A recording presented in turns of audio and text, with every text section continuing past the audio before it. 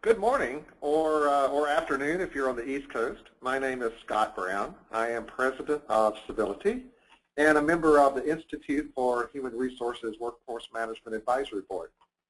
I'd like to welcome you to this session titled The Future of Workforce Management. You know, I really loved putting this session together. I did take some time to reflect how much easier it was to gather and verify information as opposed to even 3 or 4 years ago. Okay, it's Friday afternoon, at least on the East Coast. Let's kick off our shoes and see where this takes us. Predicting the future. Well, what is the point? In 1968, Stanley Kubrick wrote, and in conjunction with Arthur C. Clarke, produced and directed 2001: A Space Odyssey, in which he envisioned a utopian future where we had giant orbiting space stations commonly visited by ordinary citizens. Think back, in 1968, when this movie was written, Apollo 8 had just orbited the moon, and a moon landing was imminent. We had gone from our first flights at Kitty Hawk in 1903 to orbiting the moon in a mere 65 years. Based on that, it was perfectly reasonable, and some might say a no-brainer, to predict the space travel envisioned by the film in another 33 years. As we know, this did not take place. Was the space program a victim of some technological roadblock? Actually, no. The primary cause seems to be that the public lost interest. So at its heart, technology is really not driven by technology, but by social factors. And I think we'll concentrate quite a bit in this presentation on that. Predicting the future is fraught with peril and notoriously inaccurate. So what's the value in trying? Well, by my estimation, those who do not predict the future or attempt to predict the future are doomed to experience it. And perhaps by having discussions such as these, we can identify ways in which we can shape the future. So let me talk about my approach. First, I spent quite a bit of time talking with workforce management vendors and talked to practitioners as well. One thing that I would like to try to do at this point is start a bit of a poll. And bear with me one second. And what I'm asking for is for the workforce management practitioners to take a look and see exactly where you fall in terms of where you are in your workforce management system life cycle. You know, most practitioners, as I talked to them, were focused on really 5 areas: either maintaining their current system, implementing new requirements, upgrading their current system, stabilizing their current system, or replacing their current system. So if you would, just take a second and answer the poll. And while you do that, I'll leave it open for a minute or so. The first thing I'd like to do is thank the vendors who took time out of their busy schedules to meet with us and provide input into this session. On a particularly snowy day in New York City in January, we held a conference call from a hotel room on a rather poor hotel speakerphone. Again, thank you guys for your patience in participating. The participants included most of the Institute for Human Resources Workforce Management Advisory Board software vendors. Much of the ideas and directions for this content came from that call. It was also supplemented by other vendors and practitioners. And again, I wanted to take a second and thank everyone for their participation. And likewise, I'm taking a look at the poll, and it looks like we have a fair percentage of you guys who have responded. I'm going to close the poll and share it.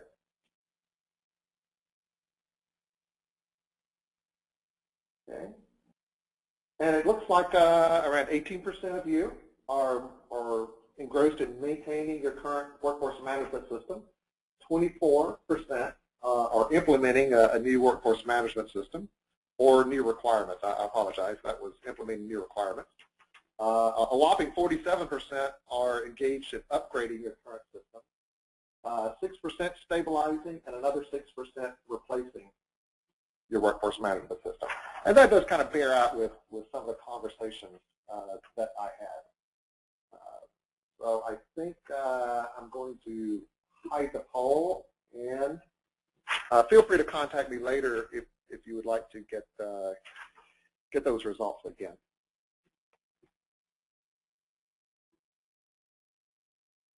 I believe that at this point you should be able to see those on your screen.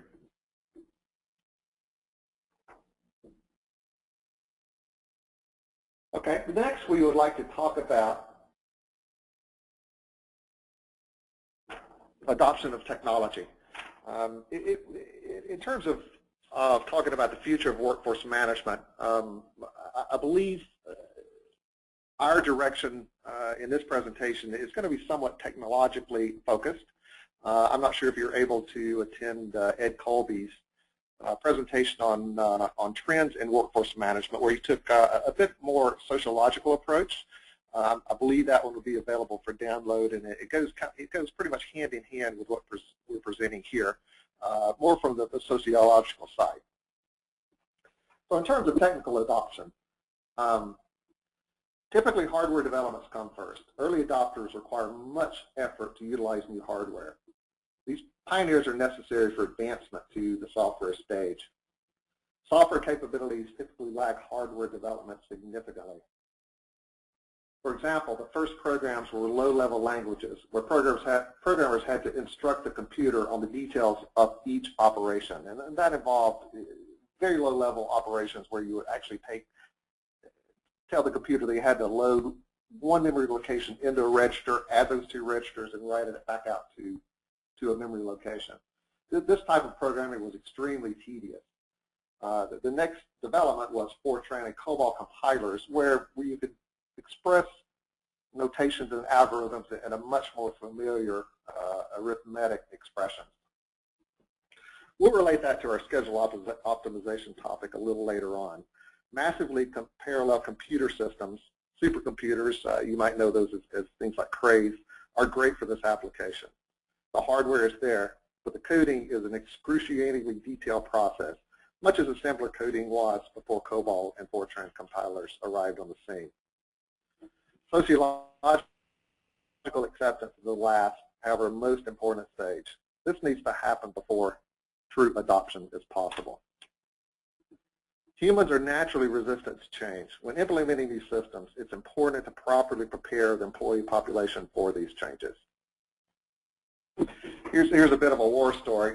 On one of the first systems I designed and brought live was an insurance claim reconciliation system. Now picture this.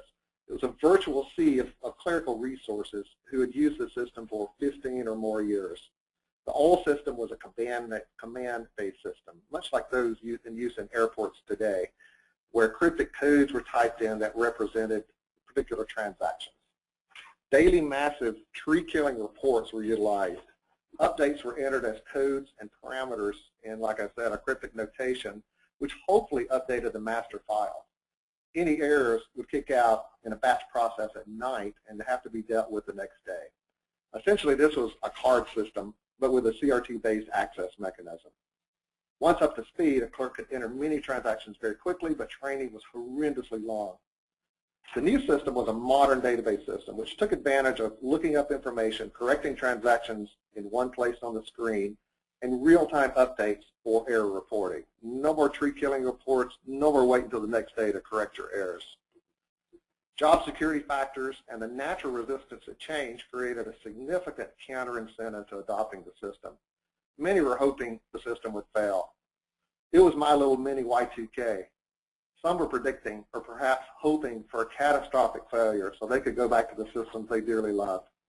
Fortunately for us in IT, and probably the company in general, the system was a success.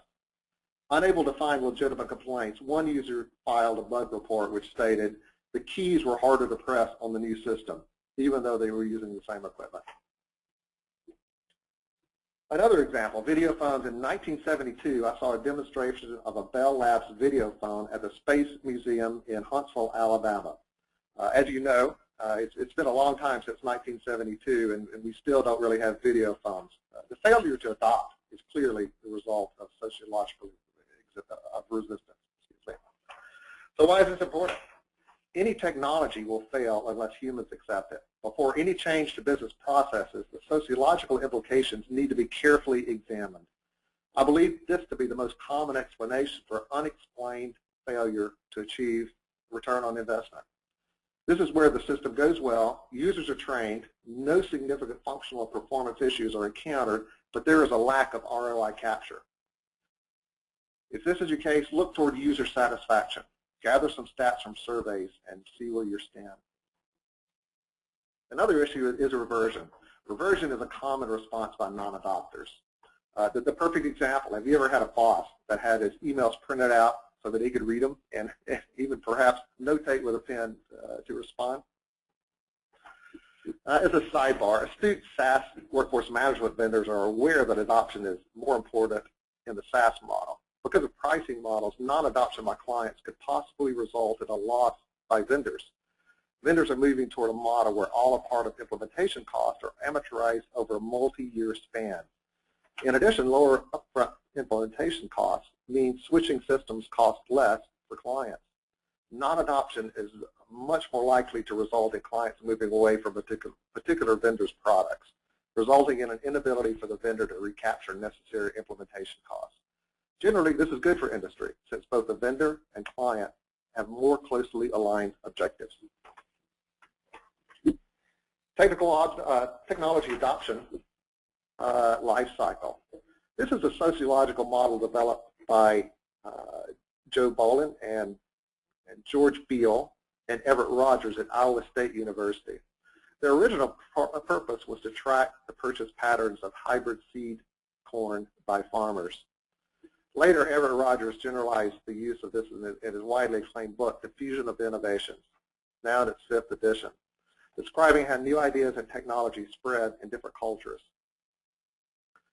As you can see, this describes a bell curve. The technology adoption life cycle describes the adoption or acceptance of new products or innovations according to the demographic and psychological characteristics of defined adopter groups.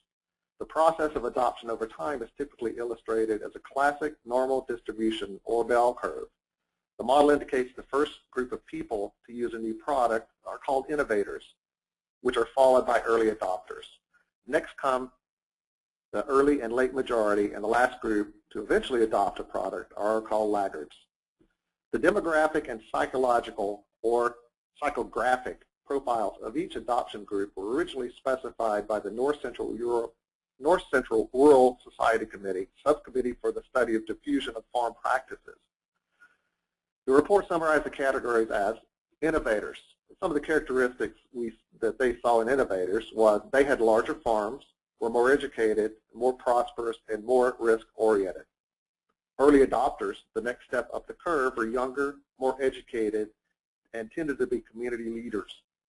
Early majority were more conservative, but open to new ideas, typically active in the community and influenced the neighbors. The late majority, older, less educated, fairly conservative, and less socially active, and laggards were very conservative, had small farms and capitals, oldest and least educated. And again, this is a great analogy for adoption of technology through companies, and where the farmers are analogous to the companies, and the company culture is really the sociographic patterns that we see here. Somewhat related, in his book, Crossing the Chasm, Jeffrey Moore proposes a variation of the original life cycle. He suggests that for discontinuous or disruptive innovations, there is a gap or chasm between the first two adopter groups, innovators, early adopters, and the early majority. The gist is entrepreneurial technologists must build products that are capable of bridging that gap. Let's fast forward and take a look at some of the technologies that we're apt to see in the near term, which are going to be influencing our work. You can see here on the screen we have a depiction of of its disruptive technology we call augmented reality.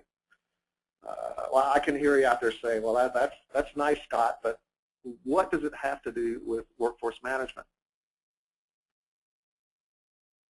Well, augmented reality, again, an example of a potentially disruptive technology, video recognition. The hard part of augmented reality is the video recognition component. We talked a little bit about augmented reality in my last session.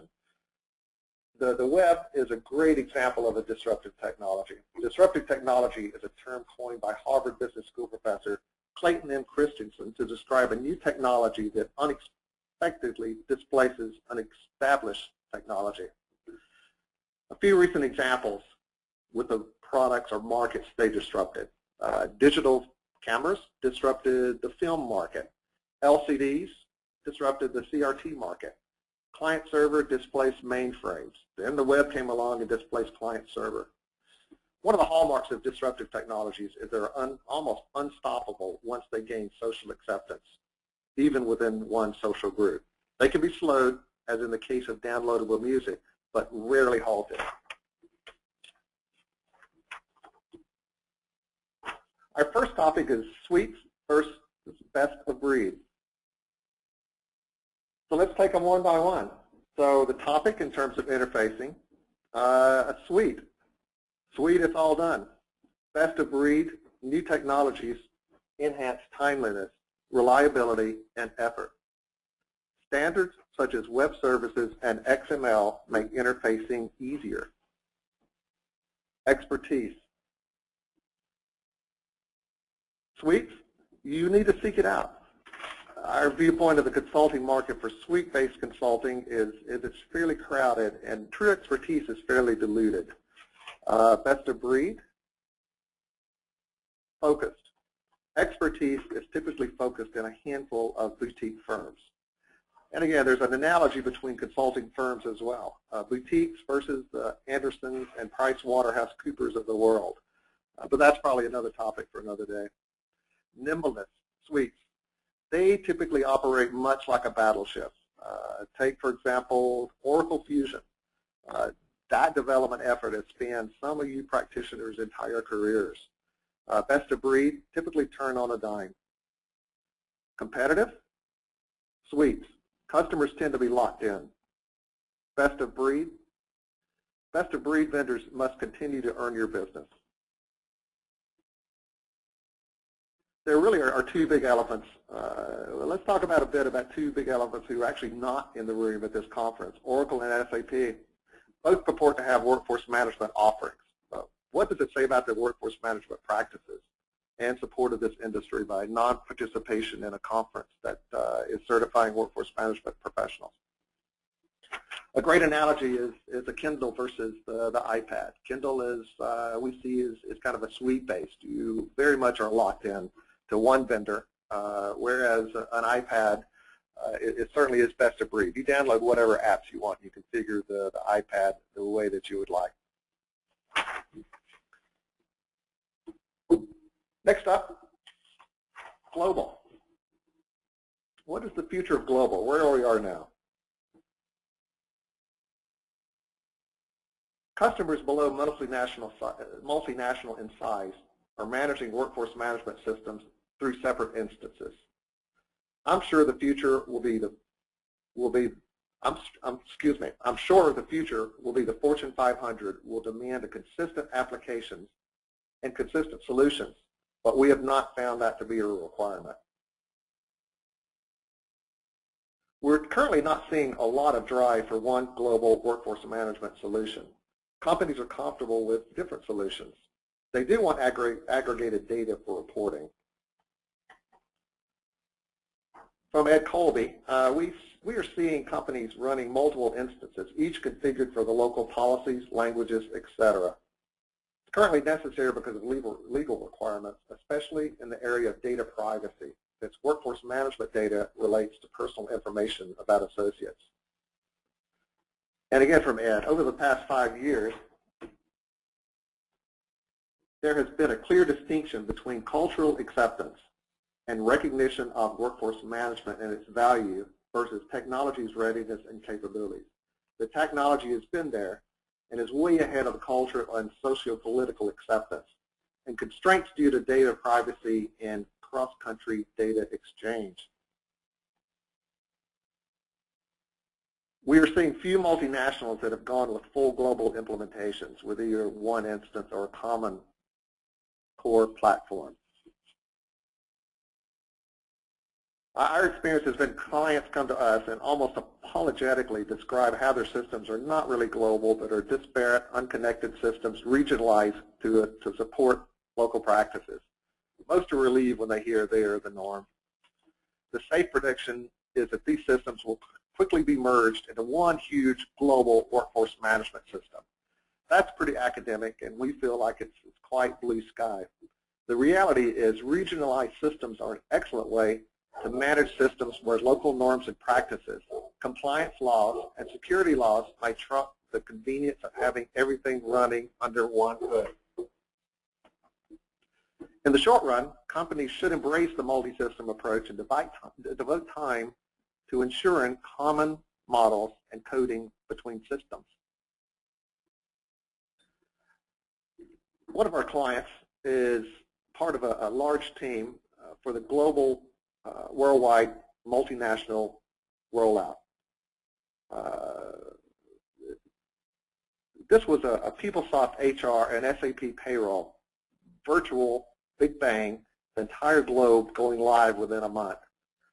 While viewed as much simpler because everyone being on one platform, the project had enormous complications because there were 3 clusters, one in EMEA, one in the USA, and one in Asia Pac. Employees were located on one of the 3 server clusters in each of the regions, but all table values had to be continually synced between the systems. And don't even think about transfers between regions. The important point here is a huge amount of time was devoted to issues around making a system globally available, which is not an easy prospect. Perhaps the goals could have been met with less risk by initiatives to push standardization down through existing or regionally specialized packages. The system, in the end, was heavily customized to enable unique requirements of each region, such as leave policies in Scandinavian countries. We're currently working with a customer for vendor selection with operations across the globe, but we're helping the customer select the best package that supports local practices, laws, and security requirements. We'll focus the clients on their efforts on configuring the systems to support consolidated corporate reporting as opposed to customizing of a more general system. This decision needs to be made on a case-by-case basis, but a general rule is most clients prefer configuration solutions over coded customizations. Next up, scheduling.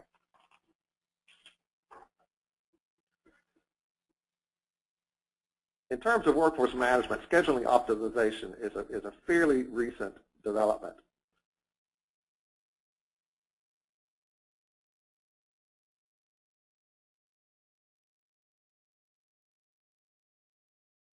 Moving from team-based to individual-based is typically the direction that schedule optimization is headed toward. Legally, you must be able to justify any pay differences. It must be based on individual measure factors to be defensible.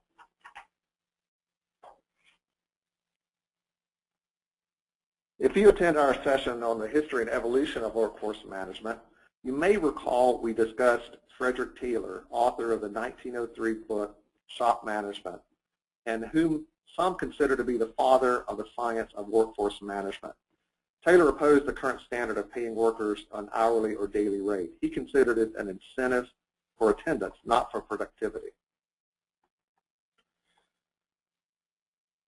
Our current socio-legal environment is extremely entrenched in hourly or daily attendance-based compensation. Groundbreaking legislation would be required to move beyond that to productivity-based compensation, however. Taxes and litigation are the governors on free market. They keep everything neatly in check, but when applied with too much gusto, they restrict growth and constrain important innovations. Wow, Scott, that sounds like you're talking about the past. Isn't this a presentation about the future? Well, thanks. What a timely and convenient question. Remember, during the introduction, I stated that those who don't predict the future are doomed to experience it. What I'm really trying to say is we need to be aware of harmful trends and work to help adjust or reshape so that these developments are reversed, mitigated, or nullified. In this particular case, supporting lobbying groups to ease the threat and burden of litigation. Courts are strained to the point that the legal system is delayed in serving those legitimate cases for people who truly need help. And that noise you just heard was me climbing down off my soapbox. Back to the topic at hand. In the meantime, store managers are able to intuitively account for many more factors, resulting in perhaps less optimized schedules in the short run by Tayloristic standards, but a better long-term result. What's the solution? Hybrid system scheduling. Let the optimizer get you 85% of the way there, letting the manager put on the finishing touches. We'll talk a little bit more about scheduling in a couple more slides, but right now I'd like to move on to mobile. The mobile sector is going 8 times faster than traditional PCs did at the same stage in their evolution. Network bandwidth crunch, the market will sort this out. Users do expect the infrastructure to keep up with user experience or user interface demands. Eric Schmidt, Google CEO, summed one trend nicely. Children now have 2 states of existence, asleep or online. Now remember, these are your future workers and possibly your current customers. And actually, since I put this slideshow together, he's now become ex-CEO of Google. Perhaps the most blatantly obvious advice provided today, ensure your workforce management strategy includes mobile integration.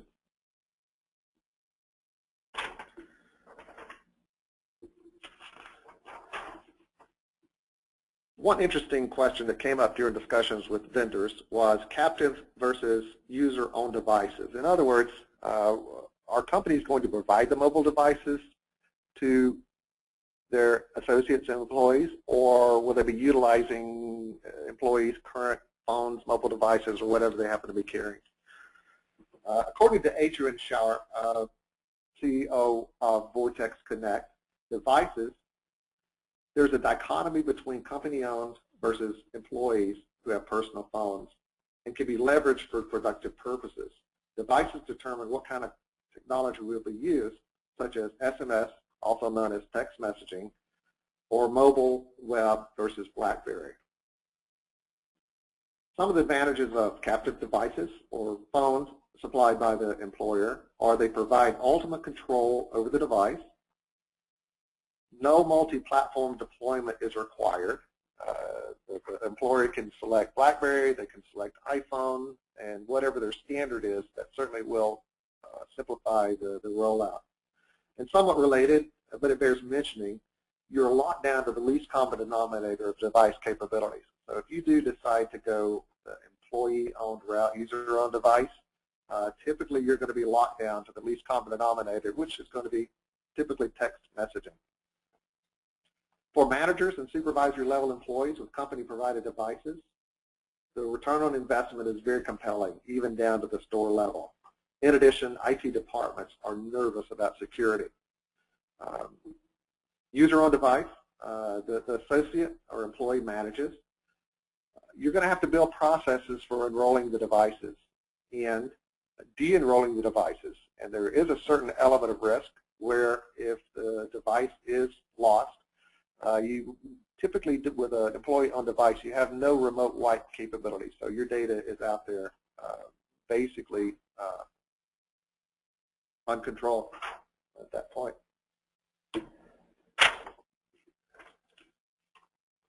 As I said, we're going to jump back into forecasting and optimization. According to the vendor sources and discussions I had with a lot of the vendors, many organizations are really not ready for forecasting optimization. They just don't have the data in the proper format. A year of history is essential.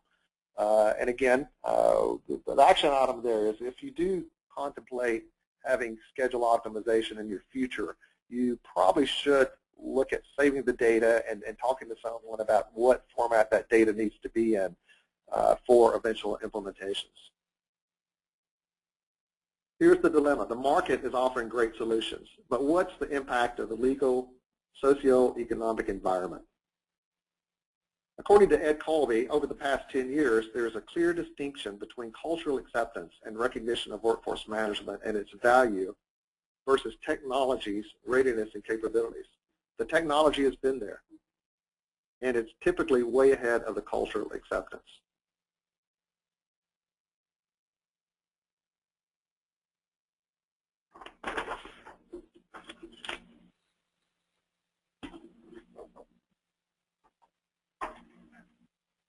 One of the factors in terms of successful forecasting and optimization, not in terms of rollout, but in terms of continued success, is it needs to be a continuous learning system. Optimizations need to be attended to, reviewed, and adjusted over time.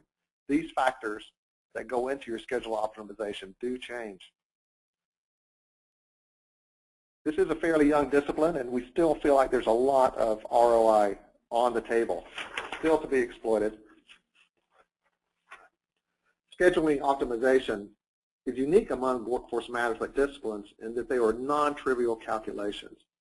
While some may argue that calculating shift rates, overtime, FLSA overtime are complex calculations, they typically are just addition, subtraction, multiplication, and division, something computers do with one hand tied behind their back. Scheduling optimization computations, however, are complex and iterative. By their nature, they are more suited to parallel operations, the dominion of supercomputers. As it turns out, those same graphic cards that let you play Duke Nukem in ultra-realistic 3D make great building blocks for supercomputers.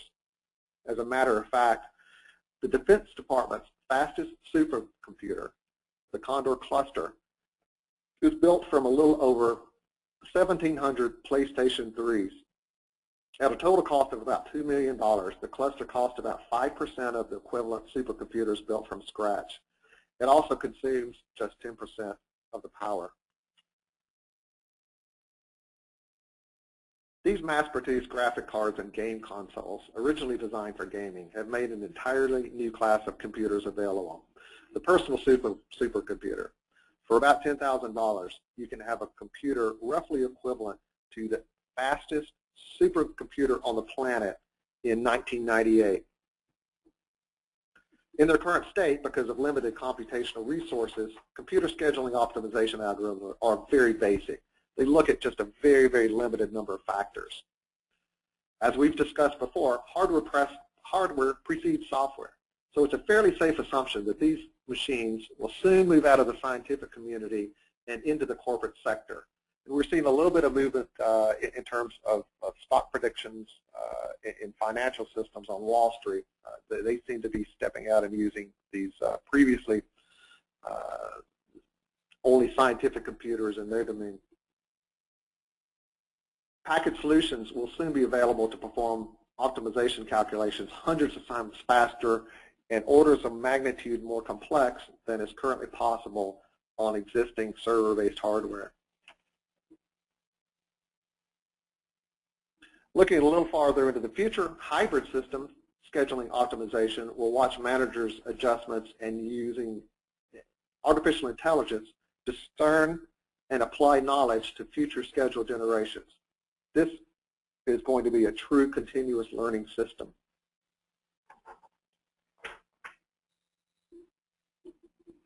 So, business intelligence. Well, I contend business intelligence is still a bit of a misnomer. I even question whether it's information. It at this point is somewhat non-navigable data. According to John Orr, Chief Strategy Officer for Dayforce, business intelligence would be a success if measured in volume. It currently falls short on the intelligence side. One of the key questions that companies want to know is how do I compare with other industries? This falls under the heading of benchmarking and key performance indicators. Where do you stand in terms of worker spend, quality, productivity, performance, absentee, and overtime? We see this as a future direction for true business intelligence. It really should be goal alert based. As an example, we run a data center out of Toronto, and I really am not interested in a historical report about what the temperature of the cores on the servers are. I just really want to know when one exceeds like 40 degrees centigrade. So again, the alert-based, same principles apply to organizations. You want to know when something goes out of spec.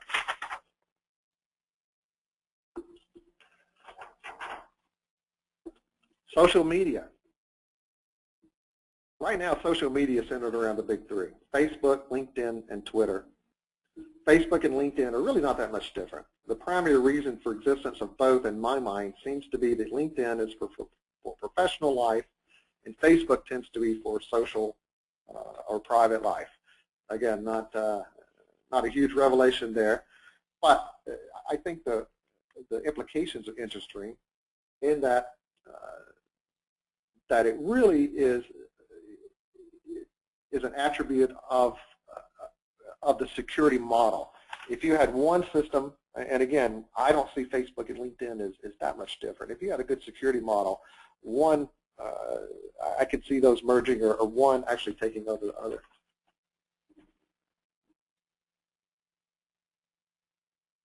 Another trend: data is absolutely moving outside the corporate walls. This is not something you're going to be able to stop. It's a disruptive technology. It's happening. Integration points: how can you fold this into your informational ecosystem? I think probably some of the initial forays into this are happening in talent management, where they're linking social media into the applicant process. Standards would help, as would a more robust security model.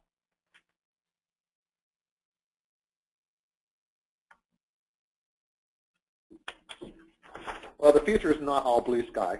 I think we'd be reticent if we didn't cover some of the threats that we see coming up. Cybercrime. 5 years ago, there were like 92,000 strains of malware cataloged throughout the company's 15-year history. The figure rose to 14 million by 2008 and 60 million by 2010, which gives a good indication of the rate of growth. Kits available can be configured into new malware strains in a few minutes. And again, I'm speaking of statistics gathered from Norton. Much of the data ends up on the black market or is distributed to others that sell it to the end user. The reasons are very simple. It is less risky to traffic in data than it is to steal directly. Very often the crime is committed in a different country to the one where the profits end up.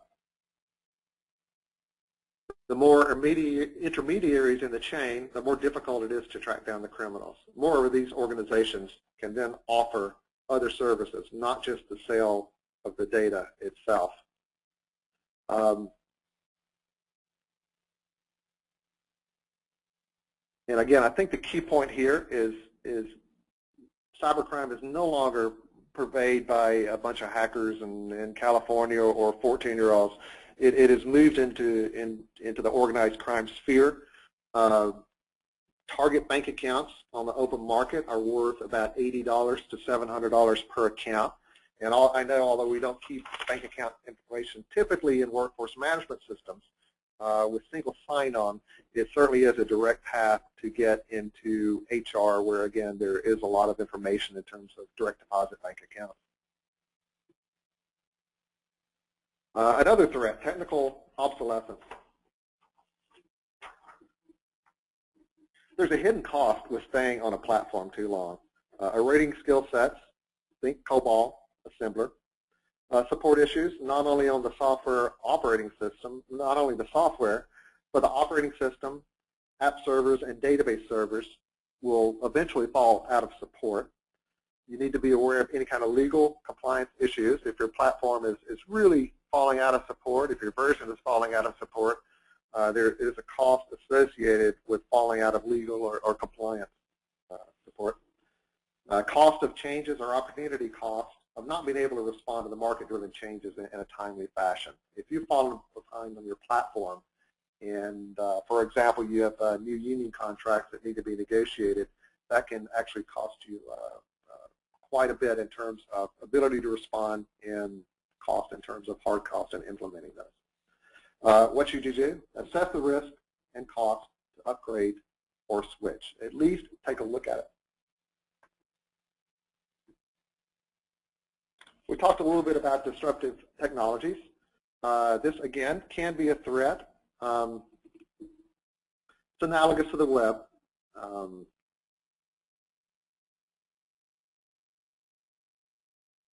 Probably one of the most significant disruptive technologies we seem to be experiencing at the moment is social media.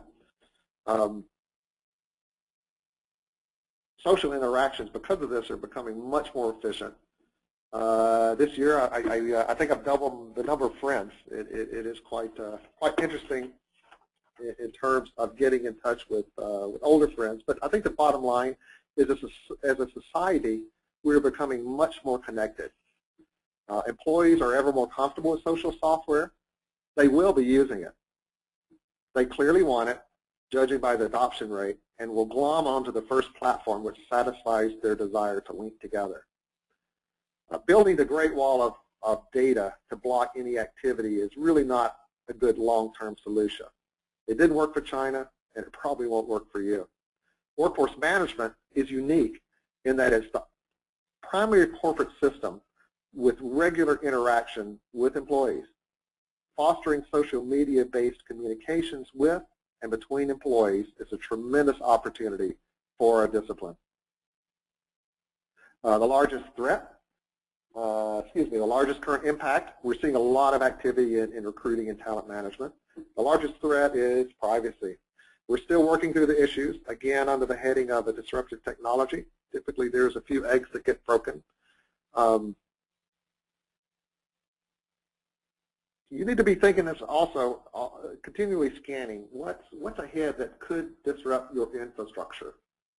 It's not a threat in the typical sense, but the nature of the threat is that you will fall behind in your competition.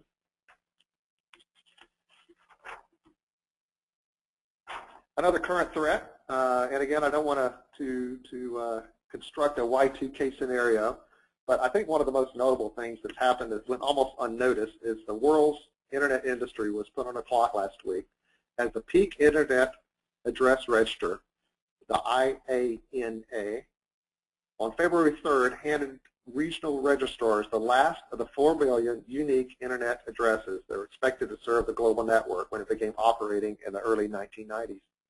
The successor is IP version 6. And no, I don't know what happened to IP version 5. Actually, it was devoted to an experimental protocol devoted to audio and video streaming. And it's since evolved into QoS quality of service used extensively for voice over IP. Whereas IP version 4 ran out of air at a little more than 4 million addresses, you can look and see on the screen exactly how many IP version 5's addresses are available. Just to put it in context, the Earth's surface is about 510 trillion square meters. If a typical computer had a footprint of about 1/10 of a square meter, we could assign 100 billion trillion addresses to each meter, and that includes the ocean. I don't think we'll be running out very soon, but that's probably what they said in the 1990s. This exhaustion has been anticipated and planned for, but be aware.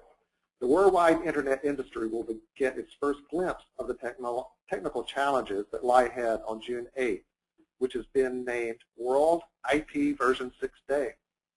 It's a Wednesday, not sure why. The good thing is it's not a typical payroll day, so that works for us. Our only concern is if your business processes depend on one of these services conducting a test, which right now is kind of the Googles of the world. AOL. If your organization uses, for instance, Google Docs for any business processes, it would be a good idea to have an updated local copy.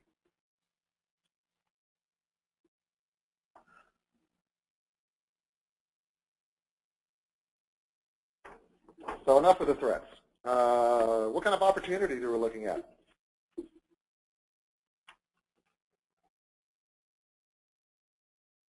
I may refer you to this URL, but there is a group out there called the Internet Society. It's a nonprofit organization founded in 1992 to provide leadership in Internet-related standards, education, and policy. They're dedicated to ensuring the open development, evolution, and use of the Internet for the benefit of the people throughout the world. What they've done is they've taken several likely scenarios and kind of run the scenarios to find out exactly what the impacts would be on commerce, on the world, on individuals. And again, with an eye toward shaping the future, this is an excellent area to get involved in if you have any interest in shaping the future of the Internet. Let's look at some of the long term. This picture is a scene from Brazil, a 1985 futuristic satire by Terry Gilliam of Monty Python fame. It's a commentary on other things, business and bureaucracy. Here we have a scene where a protagonist has started a new job in information retrieval and is dismayed to find out that he is sharing a desk through a cutout in the wall. Unfortunately, his fellow employee in the adjacent office has decided he needs a little more desk space. We see our protagonist pulling on the desk in a futile attempt to preserve his share of the desk. It's a very funny scene, very funny movie, interesting commentary on business. But what struck me is this is a perfect illustration of great, on paper, cost cutting that in practice undermines another element of an organization. I can just envision somebody calculating the ROI if they decided out of the 18,000 employees, they only needed 9,000 desks. While cost cutting is about an exercise, our focus really should be on value creation.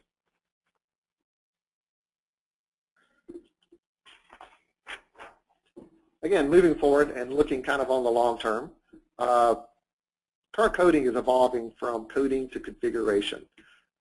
Basically, instead of writing code, most of the systems today are pushing the envelope such that your system can be configured, customized, whatever word you want to use, without delving into code. And again, your business rules, instead of being stored in code, are going to be stored within the database. So it really is code as data. One of the things we like to see is what we call a code backdoor, whereby the configurations can be extracted as text and managed as text, which allows versioning, backups, configuration migration, and also it's a great mechanism for repetitive configuration steps. The next evolution we see is going to be system training. And as an example, if you recall from 2001, the computer HAL was a sentient being by some definitions. And in the far-flung future, we do see abilities such as being able to instruct HAL to please read this collective bargaining contract and tell me if you have any questions. Here's the archived time and attendance transactions for the past decade. Please examine them and learn how to compute pay. Oh, and make sure you take into account labor agreements and statutes and when they were signed. If you have any questions, just ask the Department of Labor Mind. If you have any errors, let us know. It's a little blue sky. It sounds a little simple, but we feel like we're going to get there. Another area is automation of data gathering. It's not just for employees anymore. Retailers were the first to figure this out. These systems are technically ready and economically justifiable. Once again, the primary barrier to adoption is sociological. Commercialization of movement tracking systems, perhaps more commonly expressed in products such as Wii Fit and EA Sports Active 2, proves inexpensive technology exists for more sophisticated data collection methods than the current system of walking over to a clock and punching in an obscure code.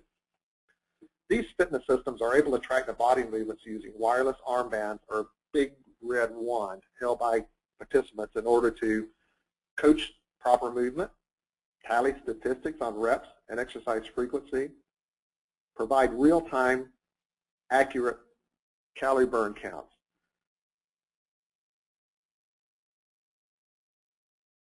Video is destined to play a huge role here. Awkward armbands and wands will no longer be needed, and again, are probably socially unacceptable in the workplace. Take, for example, a manufacturing shop. Real-time video will soon be capable of knowing what employees are working on what machines, what products are coming off the line, simply by examining the video, and assimilating and feeding that information into workforce management systems for pay calculations or for costing systems. Think of this. By FLSA standards, workers are required to be paid for the duration of time between when they commence their primary activity and when they cease that activity. Taken to extremes, the time between clocking in at a remote clock and arriving at their assigned manufacturing post could technically be unpaid time. A quick calculation of the return on investment for even a modest manufacturing facility is indeed staggering. I'm running very short on time here. I think I've talked a little bit much, so with your permission, I think I will skip a couple of slides. Let's go quickly to user interfaces. One of the hallmarks is they're best enjoyed when they're not seen, when you're not conscious of them. Again, I have the depiction of an iPhone here, and the tweezer method of expanding photographs sure does work better than a little slider or anything else. When these user interface mechanisms are whisked away or they become so transparent, they require no training. Learning UIs, they must be ultra transparent.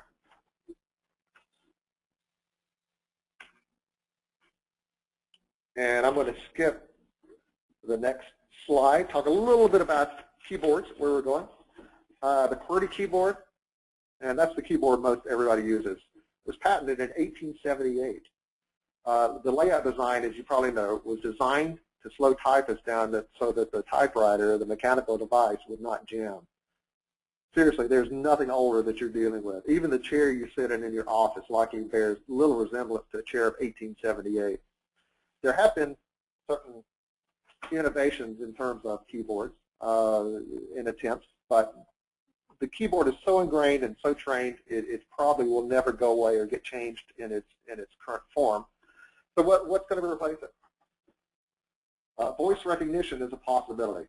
This can be an issue for offices in a cubicle environment, but with proper office design, proper acoustic design, these issues can largely be eliminated. Look to call centers for a good model. Video is going to be huge as well, in combination with voice recognition. It's very awkward to command a computer strictly by voice, but with proper video and video recognition, simple things could be scrolling up with an upward movement of the thumb.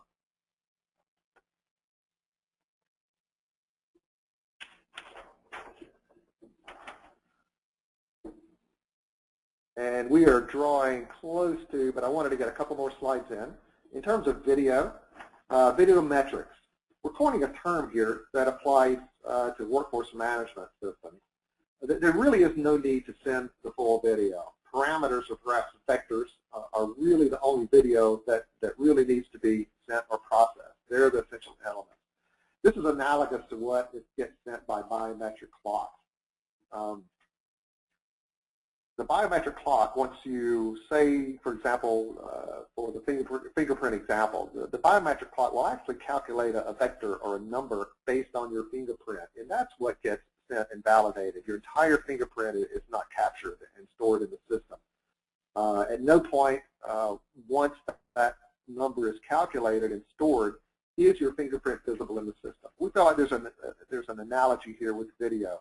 There is no reason to store the full video. There are probably liability issues, and people just get a creepy feeling if they think you've got video stored on them anywhere. What really is important is some vectors about what's moving, how it's moving, recognition of what the person is, who the person is, products, things like this. This should go a long way toward addressing any privacy or liability issues.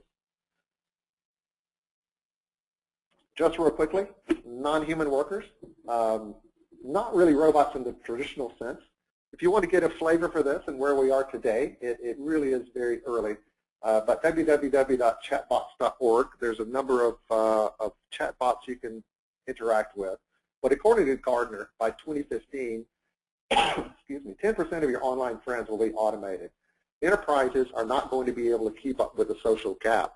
There's going to be a tremendous influx of interactions with companies and employees over social media, and there has to be staff there to be there to ready to answer those inquiries. Chatbots really are the only answer. Teleclerks will be replaced by chatbots, which are managed or monitored by humans. Slowly, the entire line function will be replaced. And again, there's a concept of a Turing test pioneered by one of the early academics in computer science, Alan Turing, which basically states as a very simple concept. The Turing test is a test in which a human sits in front of a screen and interacts with a black box with responses. The human has to judge whether that system is what he's interacting with is a system or a person. If a computer passes the Turing test, that indicates that the human was not able to discern whether it was a computer or another person. So in effect, the system is functioning as an intelligent being as far as the human is concerned. I've got a slide about Gartner top technology predictions. A little information about workforce management in terms of where we are today, or what we see in the future, using a Wired magazine's taxonomy of tired or wired. And just moving on to the conclusion, video is really the killer app. That's what's going to replace user interfaces, keyboards, an excellent way for computers to scan the environment and get the information they need, as opposed to humans directing that and putting that in. Sociological acceptance is typically the primary factor in delaying the rollout of new technologies. I think we've covered that very well. One thing we didn't cover much is we really need to move from systems that track to systems that predict. At that point, you're going to be providing great value to your organizations. Instead of the great analogy is driving while looking in your rearview mirror. That's kind of what we're doing when we're managing by tracking. But again, if we get that predictive model in place, you're going to be much better at providing information to your organization and being a valuable asset to the organization. And technology is not a conclusion itself, but an enabler of solutions. So with that, I think we can wrap up. I think I may have run out of time for questions. But again, I will be in the Sability booth in the exhibition hall. So please feel free to stop by. And thank you for attending.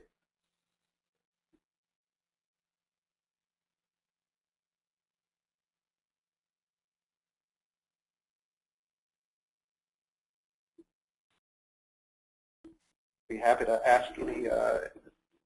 answer any questions that you have.